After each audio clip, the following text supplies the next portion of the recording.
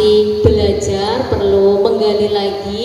Dengan kami berbagi di sini, mudah-mudahan kami akan semakin mengingat materinya, karena kalau pelit ilmu itu nanti apa yang kita pelajari akan lupa gitu ya. Tapi dengan kita berbagi di sini, mudah-mudahan selain bermanfaat bagi pembelajaran di sekolah, kami juga akan selalu mengingat apa yang kami pelajari. Ya, modul ini adalah tentang pengambilan keputusan sebagai pemimpin pembelajaran. Saya sendiri dan Bu Tursini, pendampingnya adalah Bang ini. Iya, mantap. Belum ya? Oh iya.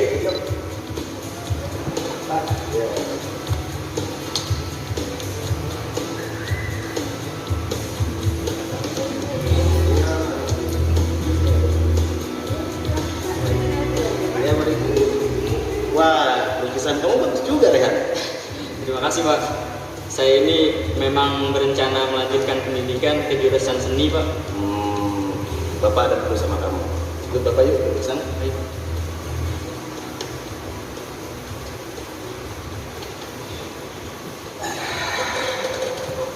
Ada apa ya, Pak? Kamu perhatikan gambar jawaban ini. Menurut kamu ada yang aneh nggak? Maksud Bapak bagaimana, Pak? Kamu jangan pura-pura, Rehan. Kamu mencontekkan waktu ujian ini? Enggak, Pak. Nggak mungkin dua siswa yang berbeda dengan jawaban yang sama persis. Iya, Pak, saya mencontek. Tapi tolong berikan keringanan, Pak. Sekali ini aja, Pak. Bapak kan tahu, Pak, saya ini emang paling nggak bisa, Pak, pelajaran matematika. Bapak paham masalah itu, Rehan. Tapi bukan begini caranya kamu memperbaiki nilai kamu. Iya, Pak, saya tahu mencontek itu salah. Tapi kemarin itu saya benar-benar tidak mengerti materinya, Pak. Jadi tolong ya, Pak, jangan laporin saya, Pak. Soalnya kalau ayah saya tahu nilai matematika saya jelek, saya pasti dilarang untuk melukis lagi, Pak. Bapak tega, Pak, menghancurkan masa depan saya.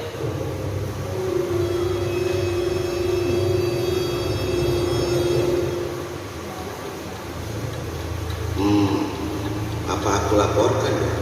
Ya, situasinya itu nanti kita bisa memahami lagi ya. Biasanya kalau kita mengambil keputusan itu sesuai dengan hati nurani kita, kemudian berbasis peraturan ya. Peraturannya misalkan situasi 1 tentang Raihan mencontek yang sering-sering saya alami, juga saya sendiri, biasanya lebih berbasis ke peraturan. Tapi sebetulnya di modul ini itu akan dijelaskan mengenai dua situasi. Yang pertama yaitu situasi dilema etika. Ya, saya tayangkan kembali.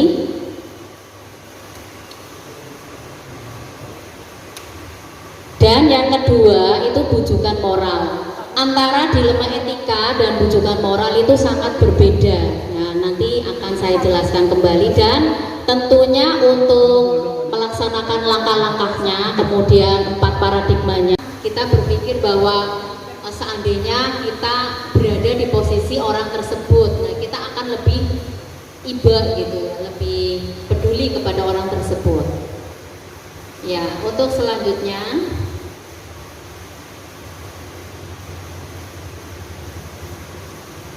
Selanjutnya saya tayangkan video kembali supaya lebih paham. Berikut ini.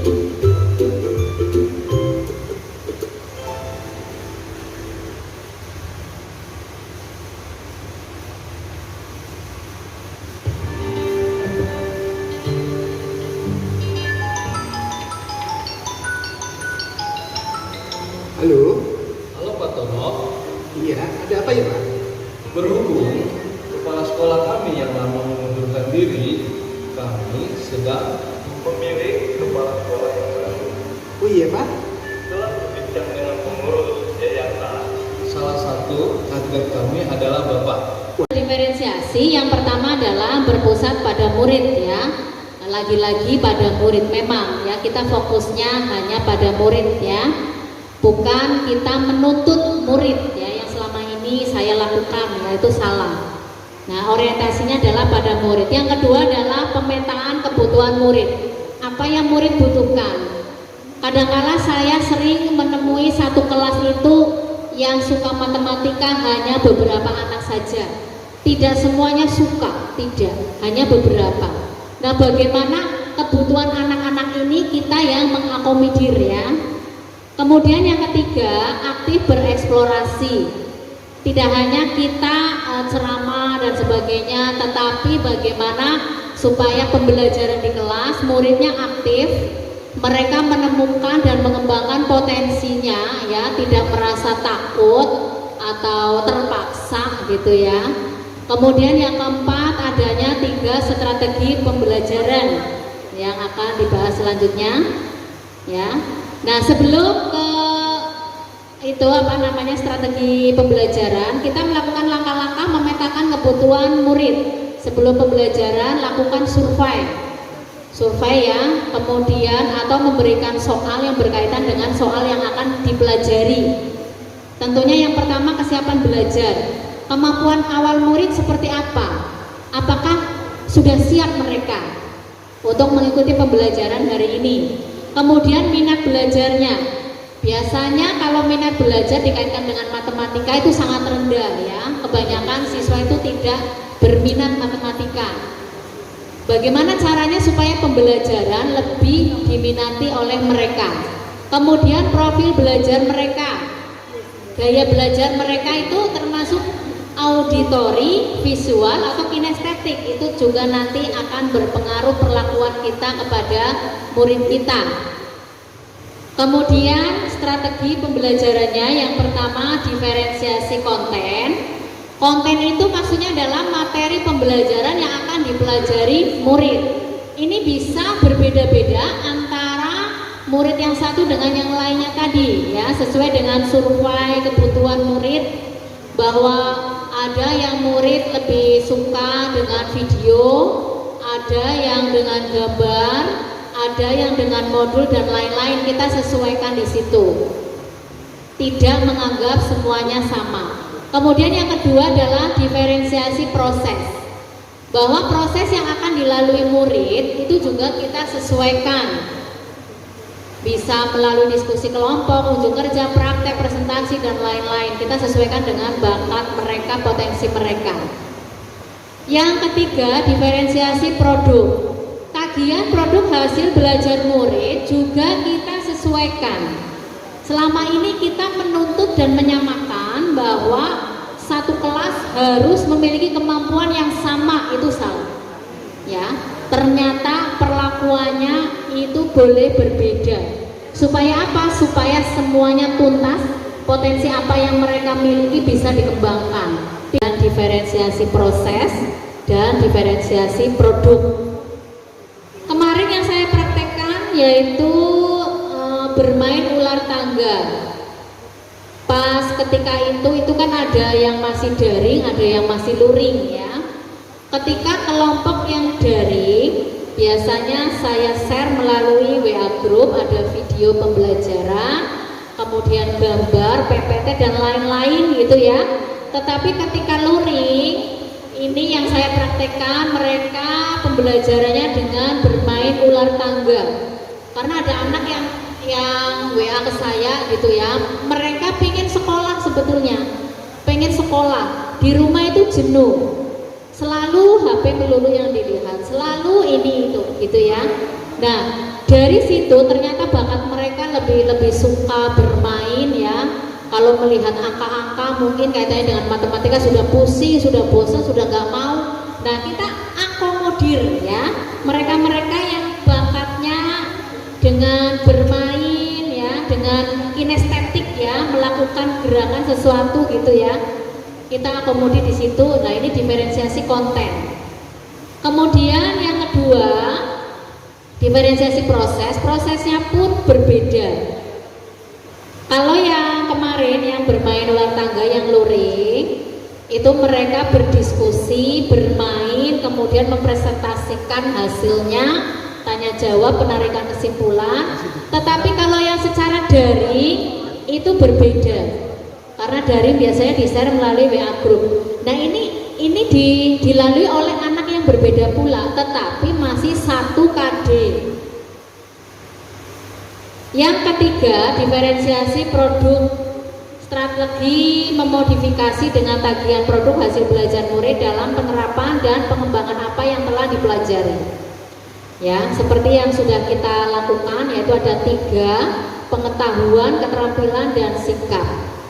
Yang kemarin saya lakukan itu pengetahuannya saya lihat dari LKPD, kemudian ada penugasan. Ini juga tingkat kesulitannya berbeda-beda, tidak diratakan. Ada yang gemar matematika, mungkin mereka jika mengerjakan soal atau kuis matematika soalnya dirasa agak berat, mereka bisa. Tetapi kalau yang kemampuannya rendah, mereka tidak bisa. Kita sesuaikan dengan itu juga. Keterampilan ya bisa berupa hasil untuk kerja, presentasi, praktek, percobaan. Sikapnya saya nilai melalui observasi, keaktifan mereka dalam berdiskusi kelompok, kemudian dalam presentasi ya bisa melalui jurnal kita nilai. Ya, ada lagi juga yang sudah saya terapkan tentang statistika, menyajikan data ya.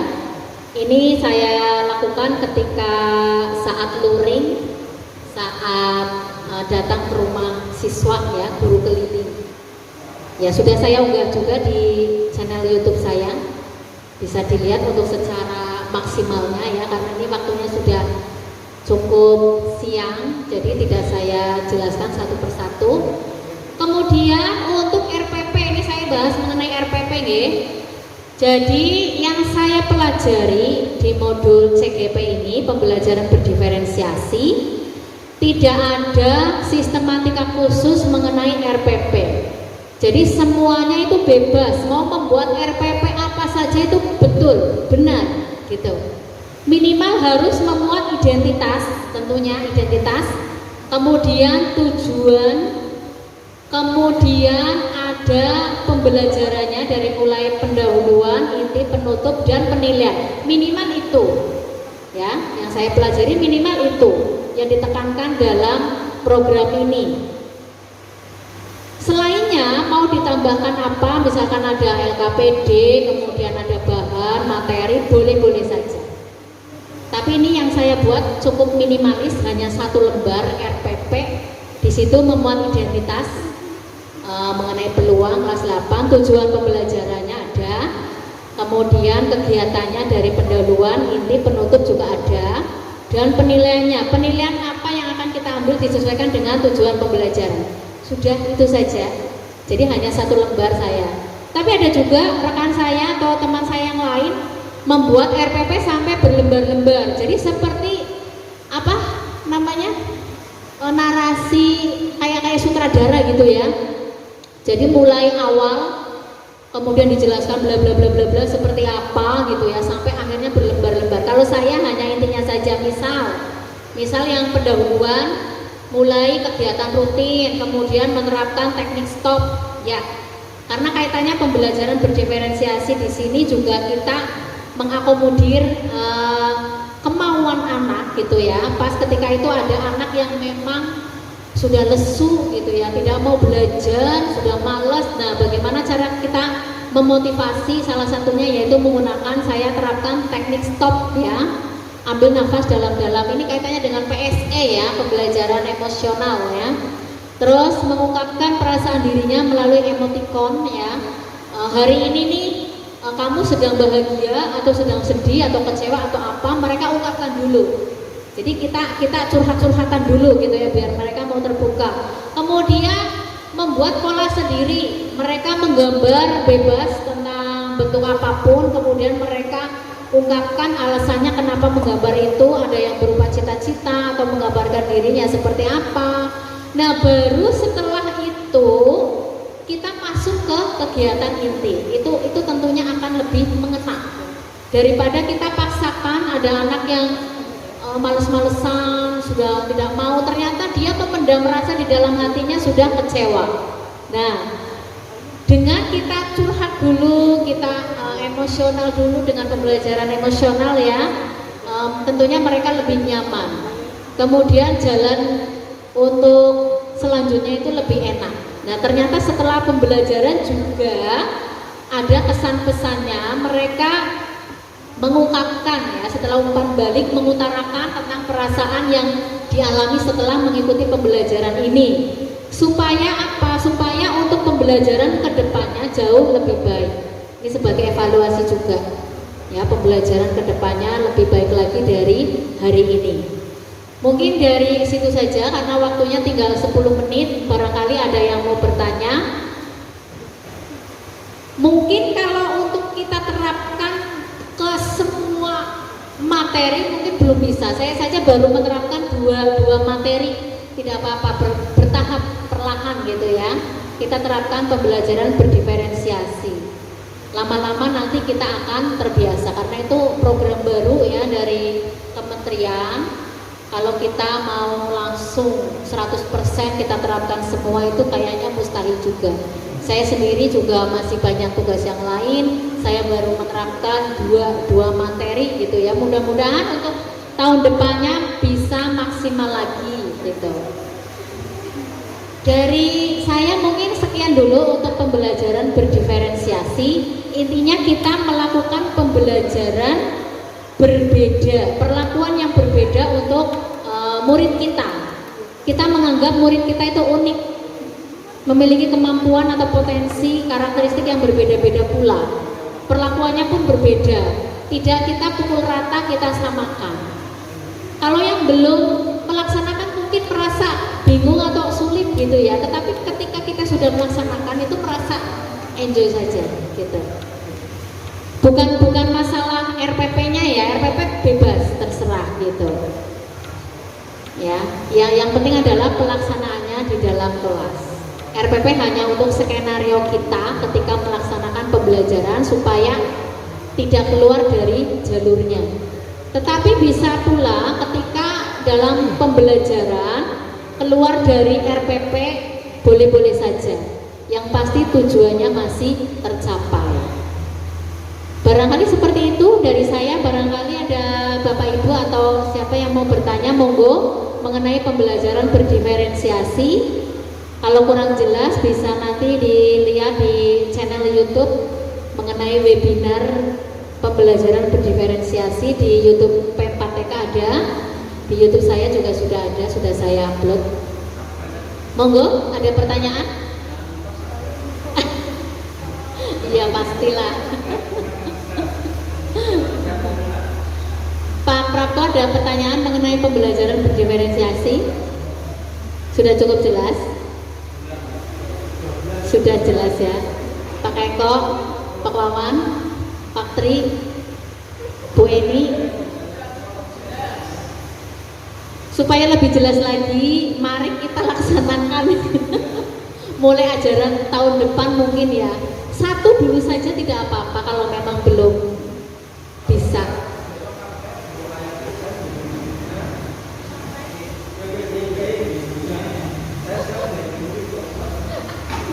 Kemarin sudah praktek Pak 2 kali saya tentang statistika dan peluang itu ya.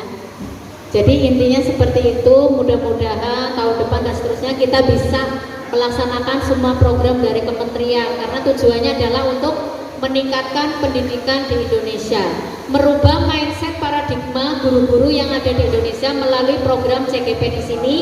Kita sharing ya, kita berbagi ya bahasanya ya transfer juga, tetapi kita bukan yang paling pintar ya. Kalau transfer dikatakan kita yang paling pintar, bukan. Karena saya juga masih belajar, saya masih bingung kadang-kadang ya. Juga banyak tugas lain yang menunggu. Nah itu dilemanya di situ. Bagaimana kita sebagai guru selain ada tugas-tugas yang lain bisa menerapkan pembelajaran berdiferensiasi ya. Tentunya kalau kita sudah siap ya, kita share link atau apa ke anak, kemudian sebelum pembelajaran kita bisa membagi kelompok. Tentunya ketika pembelajaran itu lebih enak ya, anak lebih antusias, lebih aktif, tidak merasa takut takut, tidak merasa jenuh. Itu yang saya lakukan. Ternyata dengan bermain ya, belajar sambil bermain itu mereka lebih aktif, lebih suka gitu. Daripada kita selalu daring, kita share di rumah, jenuh mereka. Pingin sekolah mereka. Ya, barangkali seperti itu. Ada pertanyaan? Tidak ada? Atau ada tambahan dari Bu Tursini? Ya, terima kasih. Saya cukup sekian dari saya. Saya akhiri ya. Nanti Bu Sini yang menutup. Wassalamualaikum warahmatullahi wabarakatuh. Terima kasih Bu Rohayati, ilmunya luar biasa, banyak sekali ya. Untuk RPP yang sudah saya buat, sudah saya kirim ke Pak Tri ya. Nanti bisa dibuka lagi mungkin untuk pembuatan RPP yang berdiferensiasi, mungkin dari kurikulum mau dimulai kapan atau mau menunggu dari aba-aba dari pemerintah atau gimana. Mungkin kalau sekolah kita selangkah lebih maju dari sekolah lain, mungkin itu lebih bagus. Paling dia satu materi dulu nggak apa-apa. Itu gitu saja. Gimana Pak? Oke.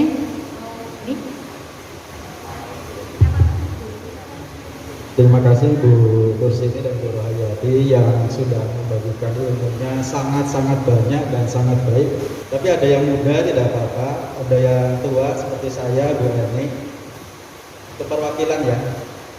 Jadi intinya kalau kita mau membuat RPP berdiferensiasi yang monggo-monggo saja.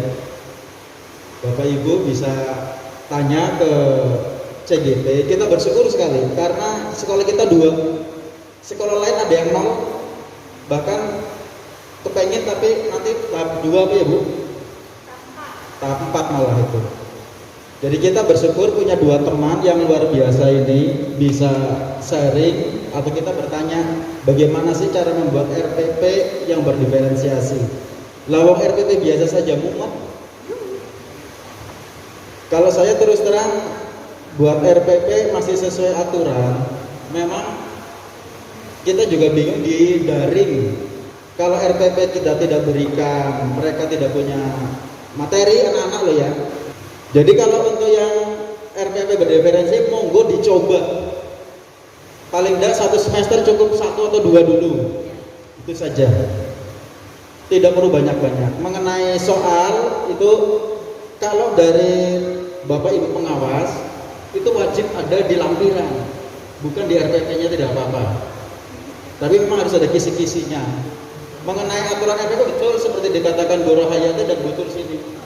Prinsipnya hanya itu, identitas, tujuan, pelaksanaannya, dan penilaian. Nah, penilaian ini ada di lampiran, itu saja. Plus ada patskoran, itu yang dituntut oleh pengawas, lain tidak.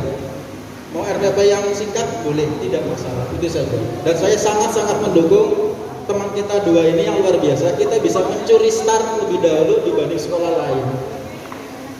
Monggo Pak Wawan sebagai akhir kata.